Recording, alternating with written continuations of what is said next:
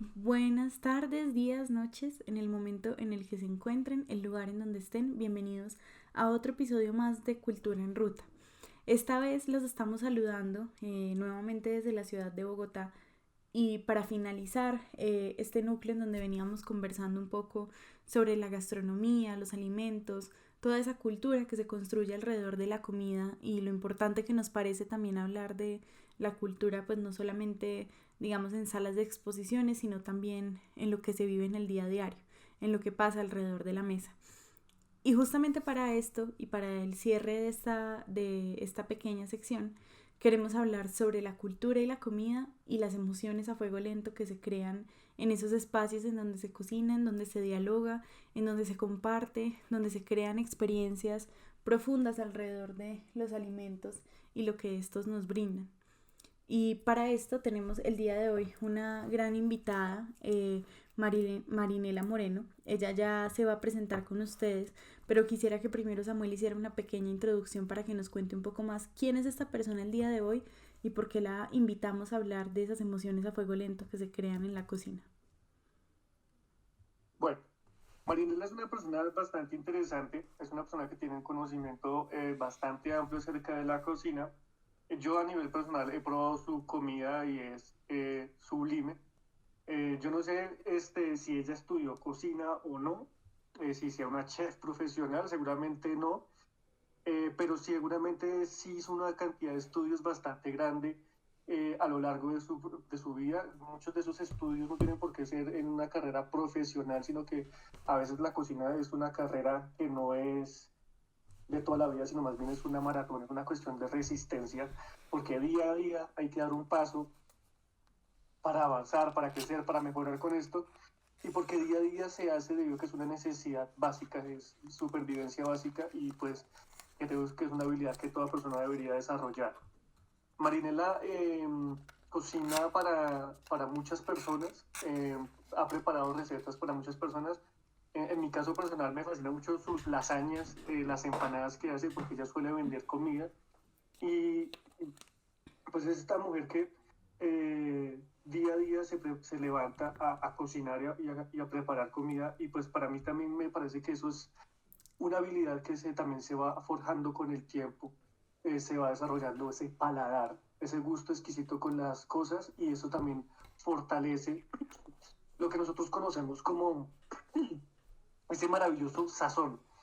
Y por esa razón, para mí es importante, en vez de ponerme a buscar un chef de cocina y una persona que de pronto tenga su máster en cocina, para mí no hay mejor maestra de la cocina que la mujer que está aquí al lado mío, Marilena Moreno. Bienvenida al programa. Buenas noches, muchas gracias por la invitación. Sí, yo empecé como auxiliar de cocina hace aproximadamente 20 años. Digamos que llevaba como 5, 8 años más o menos duré de auxiliar porque pues eso no es fácil, la cocina es tenaz, pero es para los que nos gusta, porque eso es amor por la cocina. Quedarse ahí es amor por la cocina.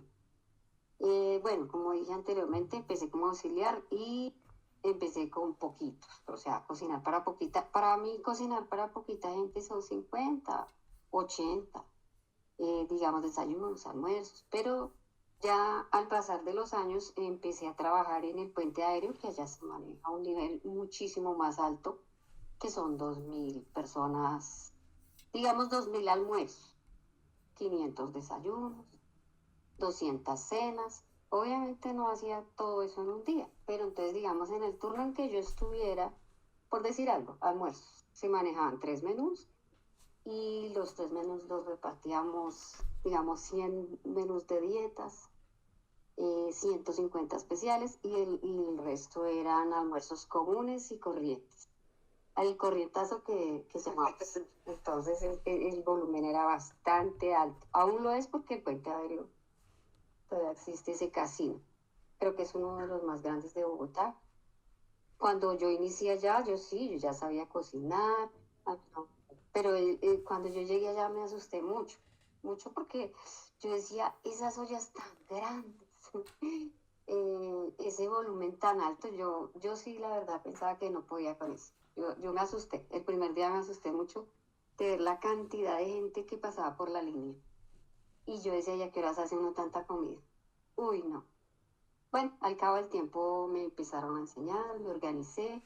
En esas cocinas no se trabaja, no, obviamente no trabaja una sola persona, cada persona se le delega una función para que todo salga bien. Hay un parrillero, hay otra que se encarga de otras personas que en el turno de la noche se encargan de dejarle a uno listo lo del otro día para que todo fluya, porque para sacar un almuerzo, 2000 almuerzos, ese es como el antes, ¿no?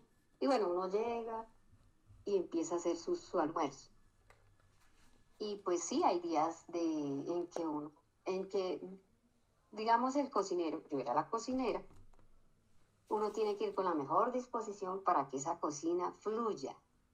Y si uno llega con la mejor disposición, con el mejor genio, como dicen, hablarle bien a la gente, y cuando uno es jefe le toca, así uno no esté contento, así uno lleve la procesión por dentro, debe demostrar buena cara, de tener una muy buena actitud, porque eso también es clave para que la comida le salga bien. Los cocineros como tal, nosotros nos entregan todo por decir pelado, picado, es ponerlo en la olla, mezclar y ponerle el sazón que nosotros tenemos. Toda la comida no la prepara la cocinera. Como dije anteriormente, tenemos personas que nos ayudan. Por ejemplo, el parrillero, él se encarga de todo lo que es carnes. ¿Qué hace la cocinera? Solo prueba para que eso salga bien. Si le faltó sal, si le faltó condimento, solo es aprobar. La demás comida, pues lo que decía anteriormente, pues mezclar, las otras personas le ayudan a uno, pues unas haciendo una cosa, otras, y la cocinera que hace, pruebe, pruebe, pruebe, y el toque que le haga falta a cada cosa, como decir al arroz, a la sopa, que bueno, hay que ponerle más, menos, entonces de eso nos encargamos los cocineros. No es un trabajo fácil porque es de muchísima responsabilidad. Cualquier cosita que no salga bien, que se le vaya la mano en la sal a la persona que le puso la sal, entonces allá la cocinera es la responsable. Claro, claro, total. Usted habló de un par de emociones bastante interesantes desde el principio, que justamente vamos a irnos por ahí, porque justamente este programa se llama Emociones a Fuego Lento. Entonces, comencemos por la primera emoción que usted mencionó, que fue el amor. A lo que sea.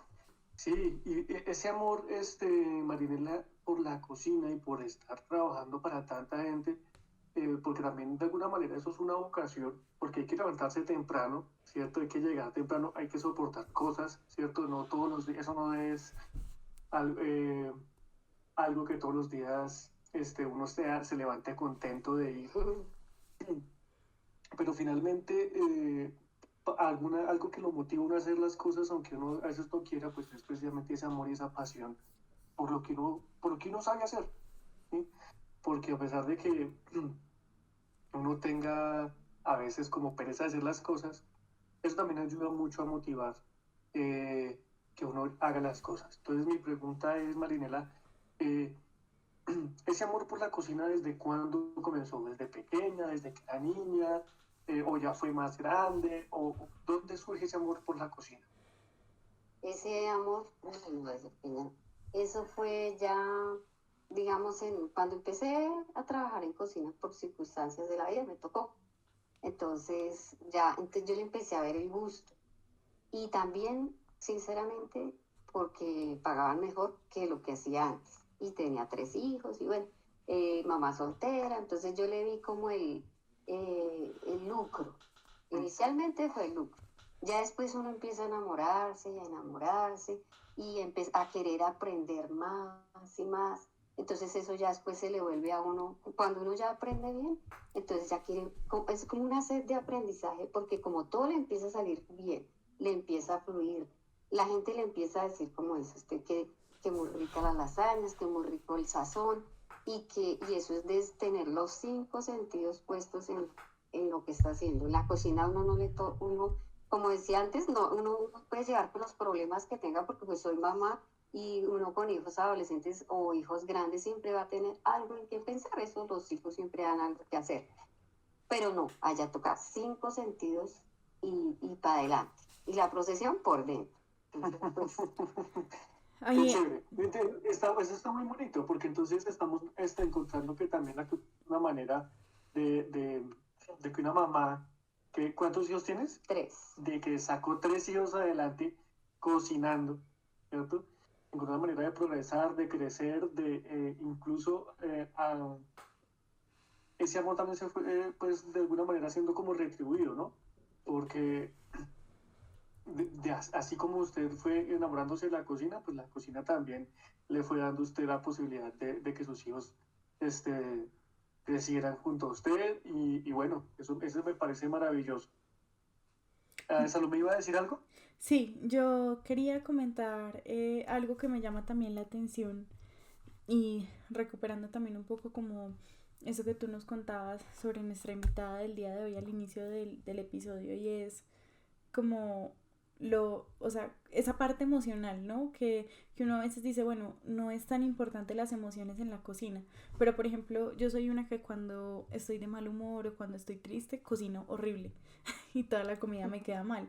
Y pues no solamente eso, sino que yo creo que alrededor de la cocina pasan cosas muy importantes, o sea, a veces cosas que nosotros, sobre todo creo que en esta cultura latinoamericana tenemos muy fuertemente arraigado porque alrededor de la cocina, por ejemplo, se discute.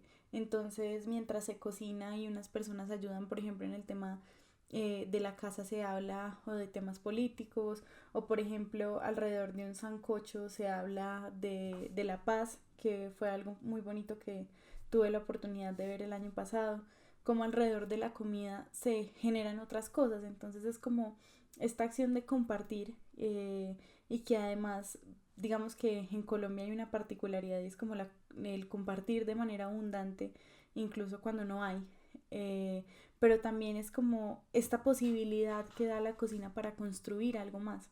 Y que es muy bonito lo que nos dice Marinela también, como que quien va a cocinar o quien va como a dirigir, digamos como esta procesión y casi que ese ritual, pues también tiene que en parte sacarse un poquito como esas emociones y concentrarse en que tiene una responsabilidad y que además es algo muy bonito que hablábamos con don Teodoro en el episodio anterior y era que la comida no es solamente el alimento que te llena, que te deja con el estómago a reventar, sino que también es el alimento que te llena el alma.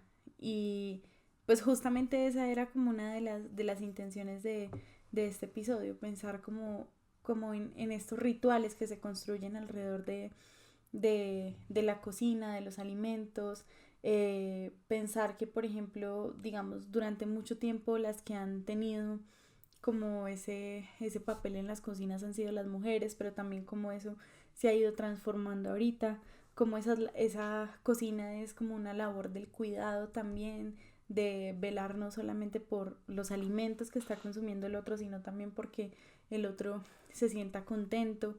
Cuando le hacen a uno los menjurjes y las aromáticas, los tecitos, los postrecitos para que se sienta mejor cuando está triste o cuando está enfermo, es muy lindo como todas estas cosas pues van construyendo en nosotros también algo más allá que el hecho de meterse algo a la boca, pues por decirlo como de una forma más, digamos como más al grano.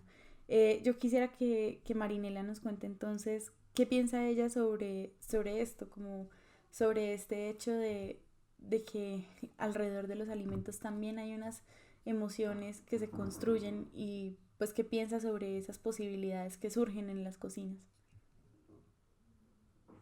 pues que eso es muy común, digamos, lo de las emociones, y que, digamos que uno hace una comida X, y para un cocinero o para una persona que cocina, lo más agradable, el mejor pago que puede haber para uno cuando prepara alimentos es que la gente se coma todo, así no le digan a uno nada, así no le digan, uy, qué rico que está, pero uno lo primero que hace es mirar los platos.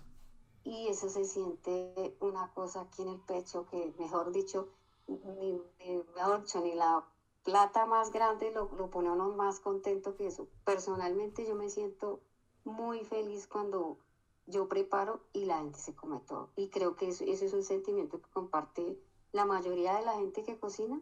No, yo digo que el 100% de las personas que preparan alimentos, sea para hartos o para poquitos. Y sí, eso es una cosa muy bonita. Uno se siente realizado cuando la gente deja el plato limpio. Eso quiere decir que lo que yo hice estaba excelente, estaba muy rico. Qué bonito, además es algo muy sencillo, ¿no? Ni siquiera, a veces ni siquiera necesita uno escuchar el gracias por la comida, sino simplemente ver el plato vacío ya es suficiente y es, de hecho, una muestra de humildad bastante interesante. No me había fijado en eso, pero tiene toda la razón. Incluso pensándolo también desde el punto de vista eh, de la gente que consume carne, a nivel personal, yo consumo carne, ¿sí? Porque me cuesta mucho absorber nutrientes. Entonces, un día aprendí que también parte de mostrarle respeto al animal, consumirlo todo y consumirlo bien, ¿sí? No desperdiciarlo para nada, ¿sí? También es como, ese animal dio la vida para alimentarme, entonces pues, hay que consumirlo por completo, ¿sí? Y también a la hora de prepararlo. Eh, Volviendo otra vez meternos otra vez a la cocina, cada quien cocina a su manera, ¿no? Entonces, por ejemplo, Salomé ahorita nos contaba que cuando ella está amargada, pues la comida no le queda bien, se le amarga la comida o se le quema, bueno, no sé cómo sea eso. Pero entonces, en mi caso personal, pues yo le comparto mi ritual también para dar pie a que se nos comparta cómo es su manera de cocinar, aunque ya nos dijo un poco de eso.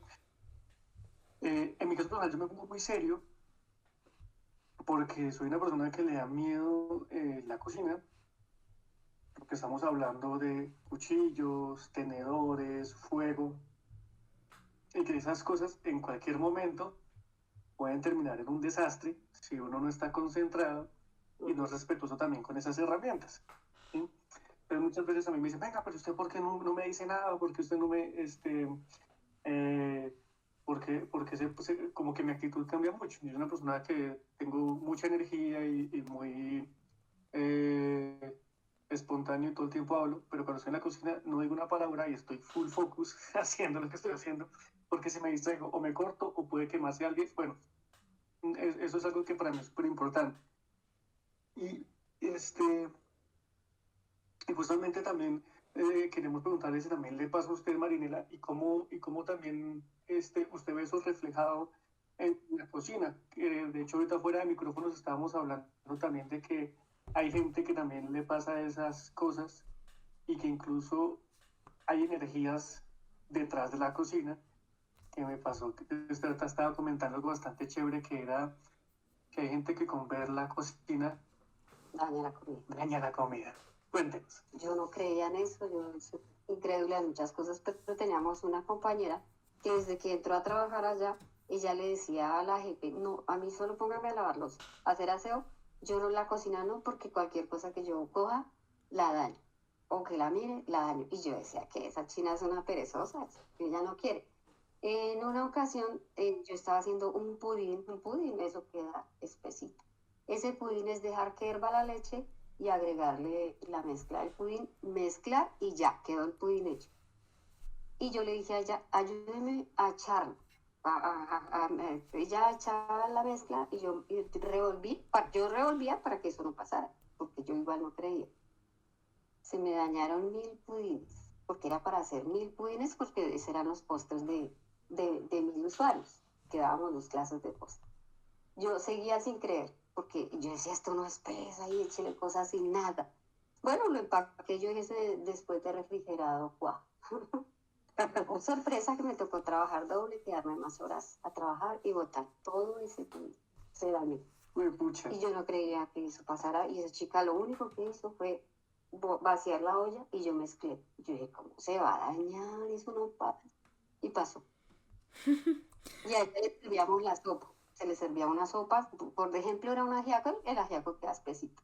Y ella se comía su primera cucharada y mezclaba y ya la sopa estaba aguada.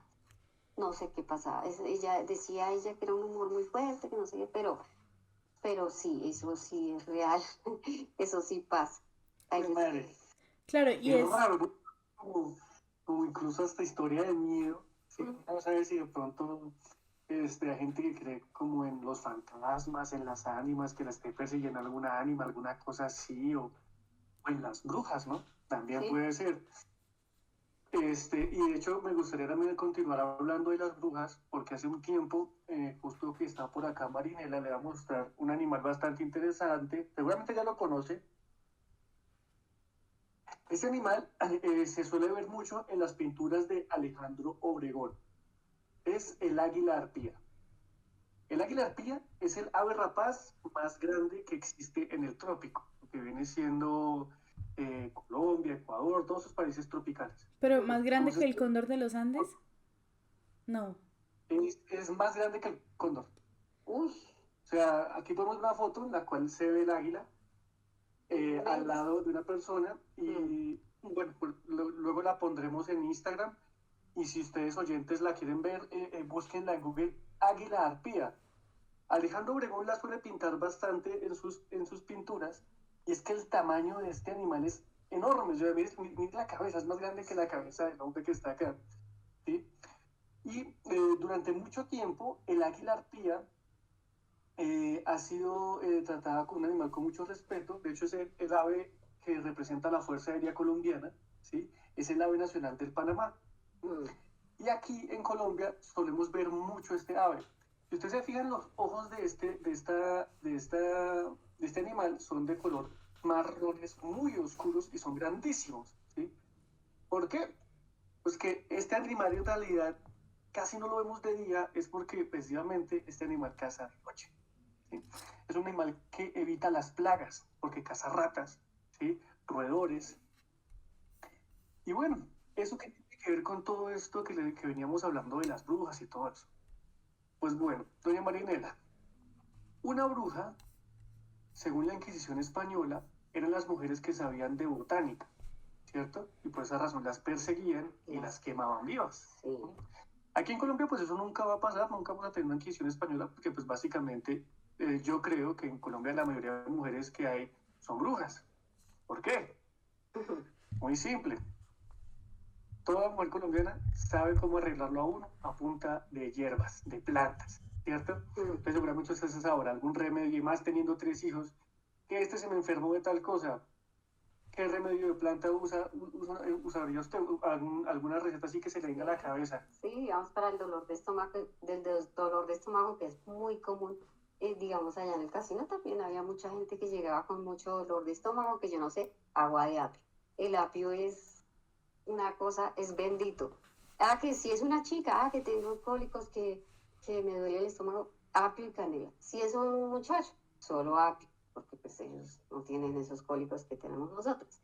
Y de verdad que les De hecho, se suele escuchar mucho eso. Yo suelo hacer esta pregunta a muchas personas, y más cuando trabajaba al lado de obras de Obregón, y se usa mucho la canela para los cólicos. pues. Entonces me parece súper interesante.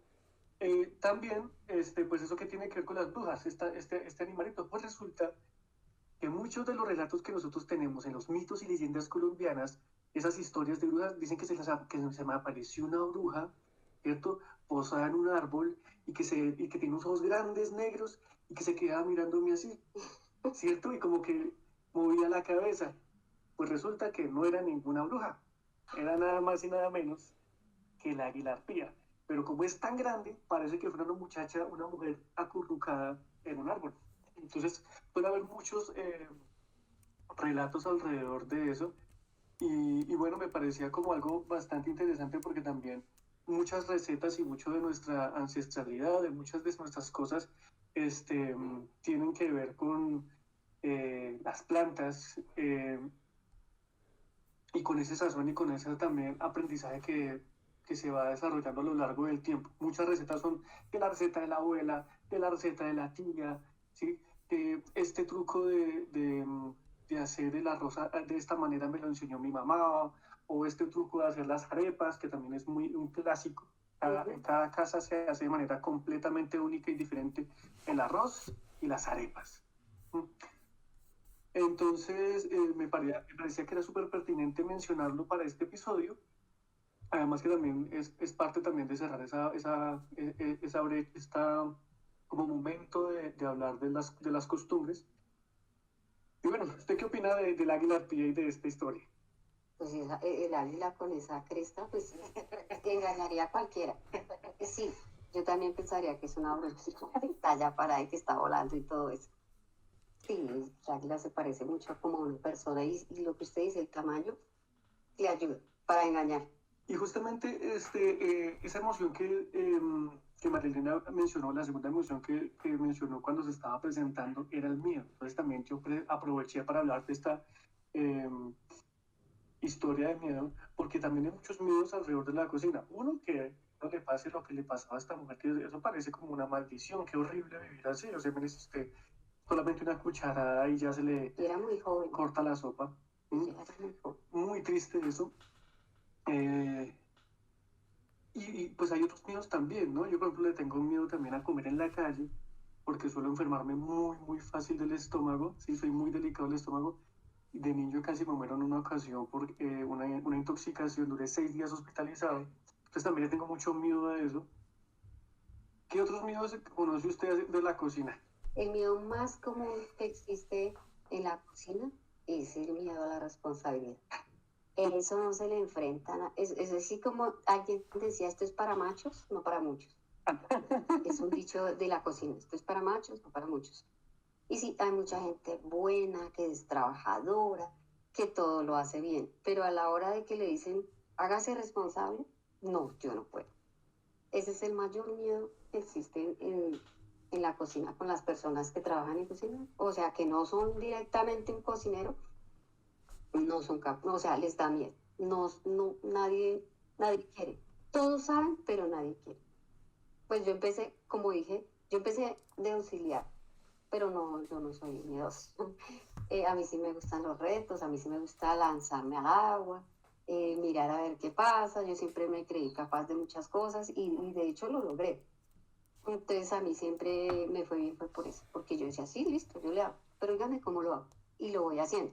Pero así, gente así casi no hay. Son muy pocos. Interesante. Ese miedo a la responsabilidad es tenaz. Yo tengo otra pregunta, Marinela. A mí me quedó sonando el tema de los casinos. Sí. ¿Trabajaste también para un casino?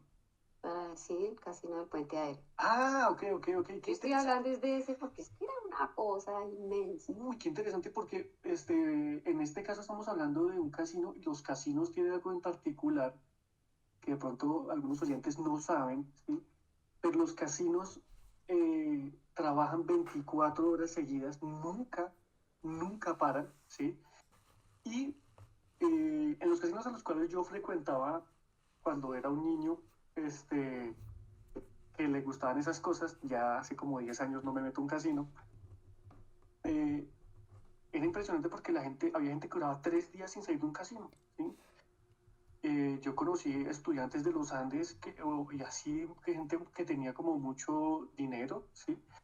Y los papás le daban 3 millones de pesos y el chino se metía al casino, tenía 20, 21 años, 21 años la niña, y se metía en el casino, ¿sí? Ah, era de los otros casinos. Y no salían del casino. Y yo decía, pero ¿y usted qué? ¿Cómo le hace? Y claro, y un día me metí en un casino y claro, a la hora del almuerzo, y yo, pero no, yo no tengo plata, no, es gratis. Ay, papá, y yo ahí comiendo. A las 3 de la tarde, oncecitas, ¿cómo así?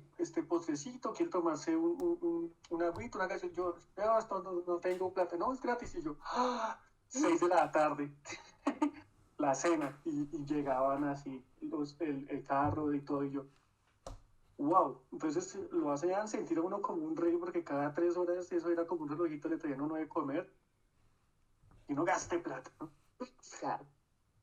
Pero eso también es súper interesante porque estamos hablando entonces de una dinámica de estar produciendo alimentos y me imagino que en un aeropuerto eso debe ser llenísimo porque constantemente un flujo de personas impresionante. Sí, es que el casino del Puente Aéreo es el casino, pero de los empleados de Avianca, que por cierto son bastantes. Y lo que usted dice, sí, 24 horas. Y en diciembre, esa es la época en que todo el mundo quiere estar en su casa, 24 y 31, penas, porque había una programación de personas para trabajar y casi siempre me tocaba de noche a mí porque es el turno más que nadie quiere. Pues en esas fechas no quieren. Y Pero bueno, ese turno era el que mejor pagaba, me imagino que sí, también. pero al cabo del tiempo lo empezaron a sortear, porque tampoco siempre uno. Pero lo feo de ese turno, por decirlo así, es que la gente que programaba no llegaba. Entonces, que estamos programados 6 y llegaron 3. Ay, pues, Y esos 3 teníamos que sacar el servicio adelante. Teníamos, yo nunca falté precisamente por el amor a lo que hago, porque me gusta, porque me fascinaba trabajar allá. Y era bastante fuerte trabajar por 2. Bastante fuerte. Y hacen esas fechas, porque en esas fechas eso debe estar hasta los Y ojos. el 1 de enero, por ejemplo, venían el 31 y el 1. Ya con el cabo de los años uno sabe. Bueno, pues interesante. Antes de que terminemos y que pasemos a la parte de las reflexiones de Salomé, yo tengo una pregunta que es algo que vamos a empezar a aplicar últimamente con los invitados y es un dato curioso acerca de lo que usted sabe, que es la cocina, y que muy pocas personas saben, que eso me parece súper chévere. Y que usted ahorita me estaba comentando algo al respecto fuera de micrófonos, que nos gustaría que lo comparta con los oyentes. Ah, sí, lo de la maicena. Sí, justamente estamos hablando de eso. Sí, la maicena la utilizábamos para darle brillo a las salsas. Por decir algo, se hacía una carne en bistec. Y entonces la hacíamos y le colocábamos maicena. Y claro, eso le da brillo. Y entonces la comida se ve más provocativa. Esa salsa se veía deliciosa. Obviamente. Pero no le cambia el sabor ni nada, ¿no? Solamente era como para maquillarlo un poquito. Para maquillarla y ella le da brillo. Y si uno le quiere dar brillo a uno, por ejemplo, una salsa de ciruela, una salsa agridulce, bueno, lo que son salsas en general, se les coloca maicena y eso se ven brillantes. ¿En qué cantidad? Porque no falta el que se... Depende. Depende, porque si usted hace 10 litros de salsa, por ejemplo, entonces digamos que uno no importa la cantidad, porque si usted necesita darle peso a eso, pues digamos que media librita de maicena, porque son 10 litros, es harto. Y entonces ya, uno mira. Algo para una familia, como te digo, chiquitico. Media cucharadita. Sí, para la familia, sí, media cucharadita, porque eso es pesa. Y queda brillante, y se ve rica. La natilla también. A la natilla uno le pone un poquito de mantequilla y ella queda brillante. Cosas así. Chévere, me gusta eso. Bueno, entonces pasemos a la siguiente sección del podcast, y es algo muy especial que tenemos, que son las reflexiones de Salomé, en el que a Salomé lo que hace es aglutinar todas estas ideas que hemos ido compartiendo para pues también invitarnos a reflexionar y a pensar en las cosas, y ya con eso pues empezaríamos a despedir el episodio. Salomé, el micrófono es todo tuyo. Bueno, pues yo quisiera empezar mencionando algo, y es como el hecho de pensar en esas cosas que se construyen alrededor de la cocina. Digamos que pues yo sé que para quienes trabajan en esto hay muchos tecnicismos, y me imagino que para Marinela también será de esta manera, pero como que yo siempre vuelvo constantemente a esta idea de que en la cocina pasan cosas importantes. Sobre todo cuando es, digamos, como en un espacio más personal, no tanto como de trabajo y esto. Yo justamente hoy estaba leyendo algo que me pareció muy potente, como sobre lo que la comida puede lograr de alguna manera, y pues quería compartirlo con nuestros oyentes, y era lo siguiente. Es de una escritora que se llama Laura Restrepo, y bueno, era un libro que se llama La multitud errante, en donde ella hablaba sobre, bueno, varios temas: conflicto armado en Colombia, desplazamiento, pero había una cosa que me parecía muy bonita casi al final del libro, que ella decía: aunque no he logrado que me guste de todo el sancocho, que es un potaje gris y masacotudo que, para ser honestos, no me gusta nada, reconozco que ahora empieza a hervir a borbotones y suelta un olor que penetra profundo en mis pulmones, y allá adentro se vuelve alegría. Qué bueno que huele a sopa. Pienso, nada malo sucede en un lugar donde la gente está reunida en torno a una gran olla de sopa. La vida bulle aquí adentro y la muerte aguarda afuera, y el límite entre la una y la otra no es más que un hervor de sopa, una araña que teje su tela, una trama de mínimos gestos que se erigen en una muralla.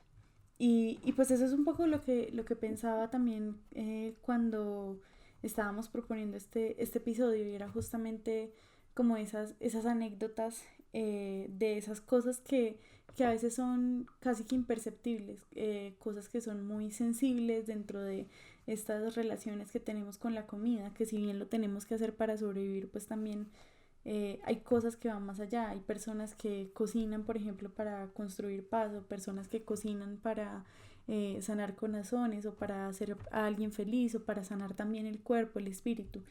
Y pues yo, más que hacer una reflexión adicional para cerrar, quisiera cerrar preguntándole a Marinela que nos contara sobre alguna experiencia, una anécdota en torno a esto que estaba comentando, en torno a esas emociones que se construyen en la cocina, más allá de un tema de trabajo, como en esa cocina cercana. ¿Qué cree que la cocina puede llegar a lograr? Bueno, yo tengo una anécdota. Resulta que mi hijo menor se me accidentó y bueno, lo dejaron hospitalizado porque, bueno, el accidente siempre fue un poco delicado y pues él se quedó allá porque lo tenían en observación y pues nada, yo dije, no, yo me voy a trabajar porque, pues, ¿qué hago acá? Ya mi muchacho estaba estable. Llegué al trabajo y todo el mundo me decía, ¿y usted qué hace acá? Si su hijo está enfermo. Y yo en ese momento pensaba, pero es que ¿qué hago allá? Pues lo que más me llamó la atención de eso es que eso que me decía la gente, me decía, pero ¿qué hace acá? Pero ya que yo quería estar en la cocina, yo quería tener mis cinco sentidos puestos ahí porque eso era lo que me gusta. Y yo sentía que mi hijo no me necesitaba y eso me lo reprocharon mucho mis compañeros y me miraban como un bicho raro porque yo estaba ahí trabajando y no estaba con mi hijo. Y yo después le explicaba a mi hijo y yo le decía, hijo, es que yo aquí no puedo hacer nada. El médico es el que está y yo lo veo a usted estable. Hasta mi jefe me dijo, no, vaya, estése con su hijo. Y yo le decía, pero es que allá no estoy haciendo nada, yo quiero estar acá. Y pues eso para todos fue como que, yo creo, ¿no? Pensaban que como que yo no quería a mi hijo, pero yo sí lo quiero, lo adoro, porque es mi hijo. Bueno, todos tres. Pero esa anécdota yo siempre la tengo ahí porque yo digo, pues yo quería estar allá, yo quería estar trabajando. Yo sí sabía que mi hijo me necesitaba y estuve en el momento que me necesitó. Pero yo decía, ¿yo qué hago acá? ¿Sí? Y me reprocharon mucho eso. Entonces, eso me llamó mucho la atención. Y decía, ¿será que soy mala? Y siempre me quedé con esa duda.